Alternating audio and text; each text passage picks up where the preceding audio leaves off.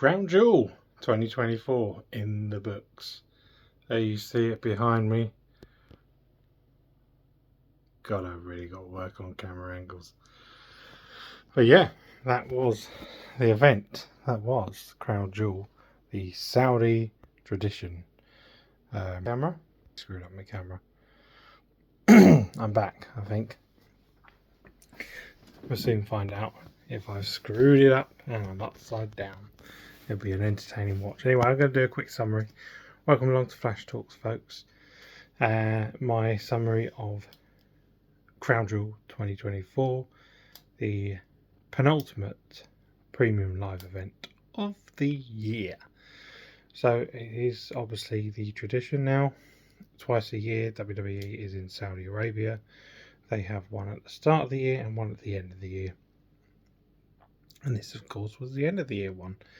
This year's theme was mostly based around these two brand new lucrative titles, they were saying, which have now been put straight into a museum in Saudi and will never be used again, well, or maybe used again next year.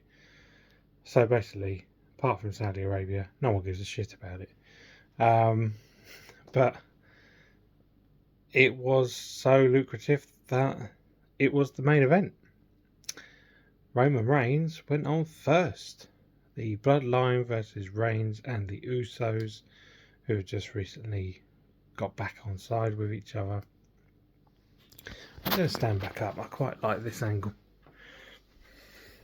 Let's go back to the way we were. Yeah, so, and that storyline, the Bloodline thing has been going on for 4 years now. Maybe.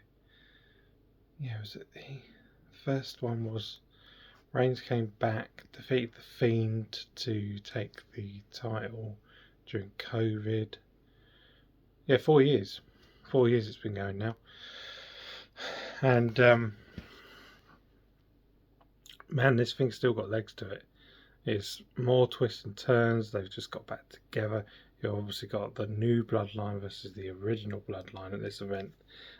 And the new Bloodline went over. Solo and his cronies got the job done. And this was a surprisingly short match. Went on for about 16 minutes, which is really short for a Roman Reigns match. And obviously Roman only really appeared probably for about 5 minutes of it. Rest of the time on the apron. It was chaotic at times. I'm a bit distracted by my phones. I've got Liv Morgan shadow staring right at me, and it was a bit, woo, Liv time. Yeah, so that opened the event, and Roman gets an incredible reception wherever he goes. He is the big star. Where's my background gone? Waffling too much. I've lost my background once again. Come on, Flash. There we are. Crown Jewel. Yeah. Oh, fuck's sake. Stupid idiot. Go that way. Yeah, so that's that was that. That opened it. Fairly decent match. Just kind of got on with it, and that was it. As I say, there's more to that story to come. And then we moved on to a fatal 4-way for the women's titles. So we had 8 women in action, which is great because when this whole Saudi thing started, nearly 10 years ago probably, it was no women. Women weren't allowed. What I've got to say about these Saudi shows is the crowds have got a lot better.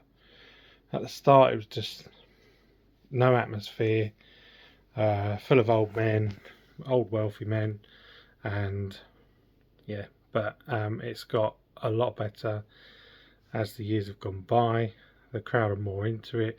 I think it sort of helps they've gone out of the stadiums and they've into more arena type venues, and the atmosphere has improved, massively improved. One slight niggle with the atmosphere was they were doing a Mexican wave during the main event.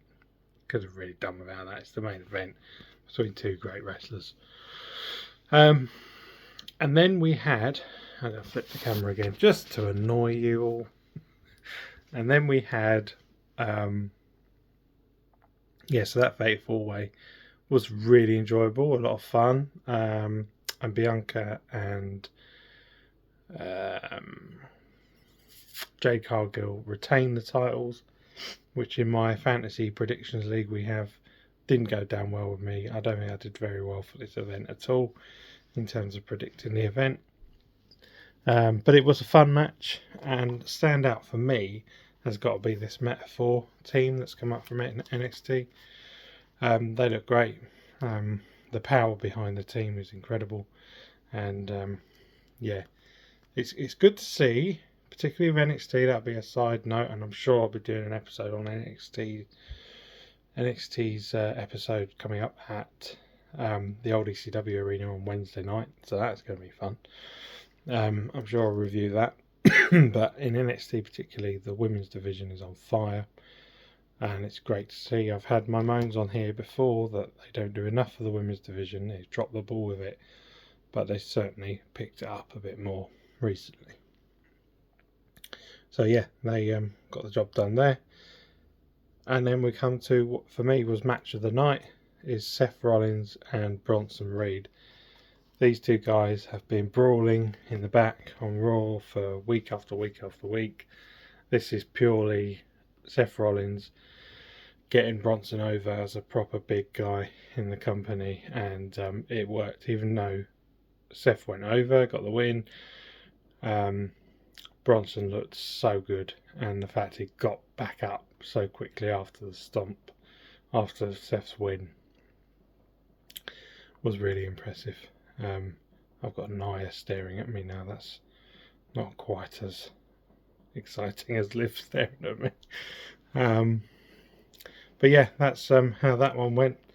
And for me, that was match of the night. It was just great fun. About 10 minutes of just pure mayhem of the big bull going up against one of the most liked wrestlers in the company. He's the Shawn Michaels of this era for me. He's super talented, Seth, and really entertaining. So yeah, match of the night. Then on to the first of the Crown Jewel Championships, with all this 30,000 stones of whatever. I didn't really care, to be honest. And they were talking it like it was first time ever we're going to see like the likes of Hogan versus Flair, Harley Race versus Dusty, or all this sort of things. And they've been doing it in the Survivor Series format for years, the World Champ versus the WWE Champ, and they dropped it for a couple of years, and now obviously they've done it again for this event, where it's not title for title, it's just finding out who the better champion is. Instead they've put on an extra title for them. Anyway, it was the women's one first, and Liv Morgan, my background's gone again, so I'm going to move. Liv Morgan went over, thanks to Dirty Dom and Raquel Rodriguez. They've picked the ball up with her because she was dropping into obscurity. She's now part of the Judgment Day, so really happy that they're doing something there. And Liv looked great with this huge title.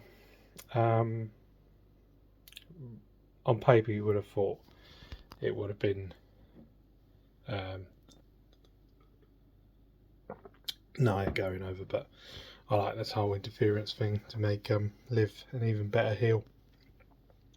A lovable heel though, I've got to say. And then when I talk about chaos, Kevin Owens versus Randy Orton did not even get started. Pure mayhem.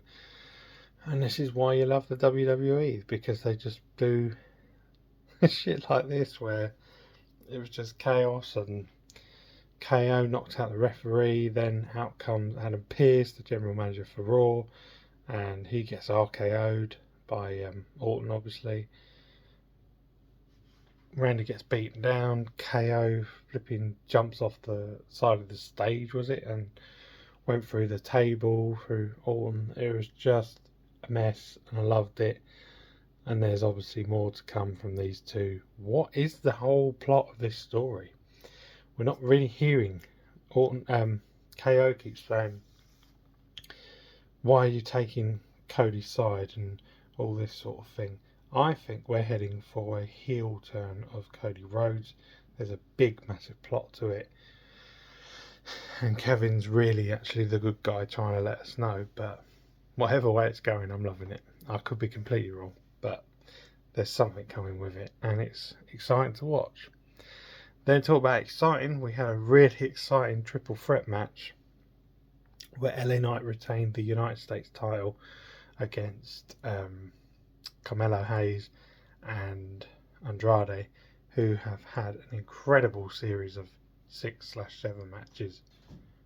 7 was a bit interfered, but it was, as I say, incredible. What great excitement the three of them had that night.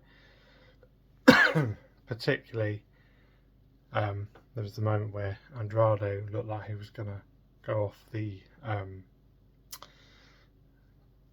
the ring post into the ring to get Carmelo, because he was pointing at Carmelo, and then he done a moonsault off the back of it onto Knight. It just, camera work, obviously they knew it was coming, but man, that was just so epic to watch. And Knight going over, really pleased with that, because LA deserves a good lengthy title run. And the main event was for the men's Crown Jewel Championship. World Champion Gunther versus WWE Champion Cody Rhodes, man of the company, face of the company at the moment, between him and Reigns anyway. And of course, Cody goes over with a classic roll up. He basically got the tights and got the win of what was a good match. And yeah, so he became this epic Crown Jewel Championship. Then they actually done the video of him putting it into the museum. It's like, what the fuck was the point in that? It will hardly ever be talked again of for the next year at least, anyway. But yeah, that was kind of classic heel. That's what I say. Is Cody going to return heel? Because that's a heelish move.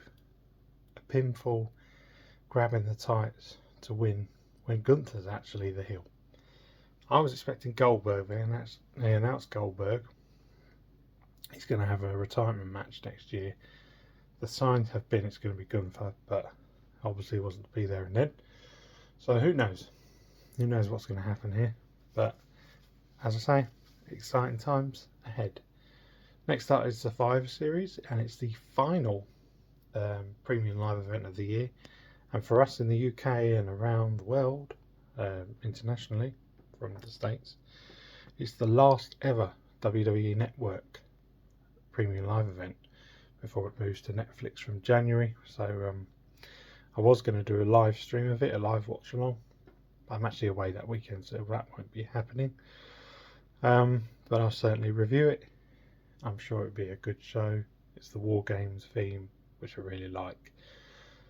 Great, again, chaos. Stay tuned, folks, for Flash Talks, reacting more to more wrestling news and what's going on in the wrestling world.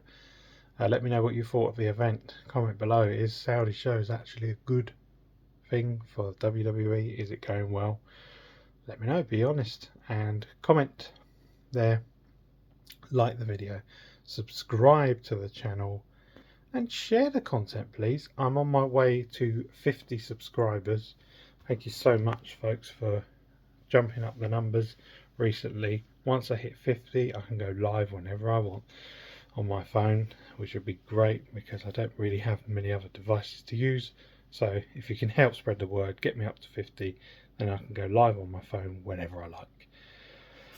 Thanks, guys. I'll speak again soon.